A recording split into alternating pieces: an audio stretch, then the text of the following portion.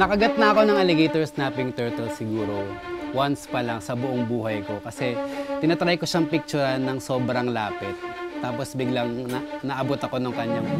So nung nakagat ako, madugo siya kasi para ka nahiwa ng kutsilyo na may pressure. It took me siguro 1 week, 1 to 2 weeks para mag-heal. Kasi up and down eh. Hindi lang naman isang side yung parang nahiwa. So pag ganun, isang daliri yung nadali. Buti na lang hindi naputol.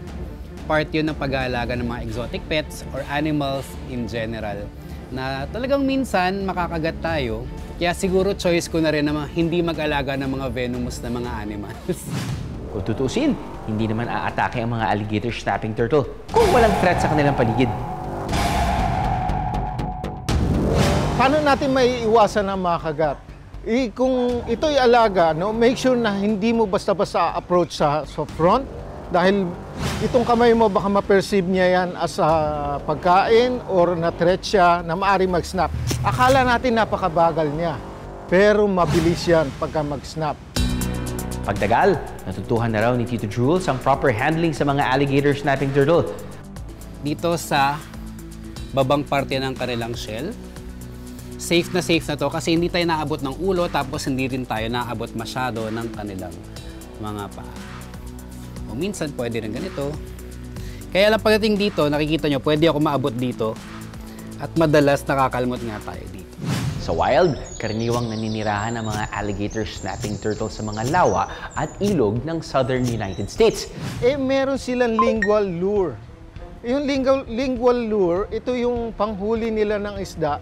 Isang appendage doon sa kanyang dila na gumagalaw-galaw. Na pag nakita na isda, napapagkamalan nila na bulate yun. Habang nakabukas yung bibig niyan, gagalaw-galaw yung lingual lure niyan. Paglapit na isda, biglang pak! Huli niya. So meron siyang sariling fishing method.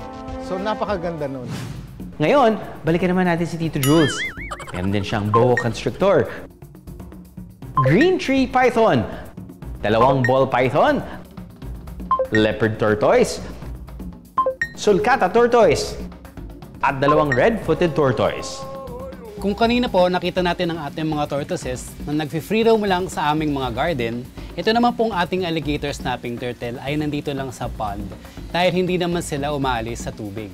Most of their lives, nakatira lang sila underwater and aalis lang sila sa tubig kapag mangingitlog na sila. Classified as exotic pets ang mga alaga ni Tito Jules.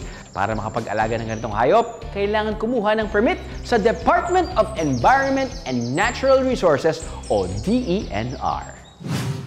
Kahit pa mixed species ang mga alaga ni Tito Jules, may kanya-kanyang turf o espasyo naman ang mga ito. Kaya masasabing, they all live in harmony.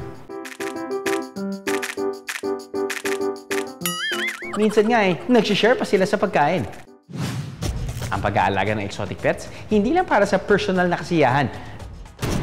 Dahil may kaakibat din itong responsibilidad sa kalikasan. Sa pag-aalaga nito, pag lumawak na lumawak ang iyong kaalaman, marireach mo yung point na kailangan mong i-level up. Nagko-connect ka sa mga institutions na nagpoprotekta sa species.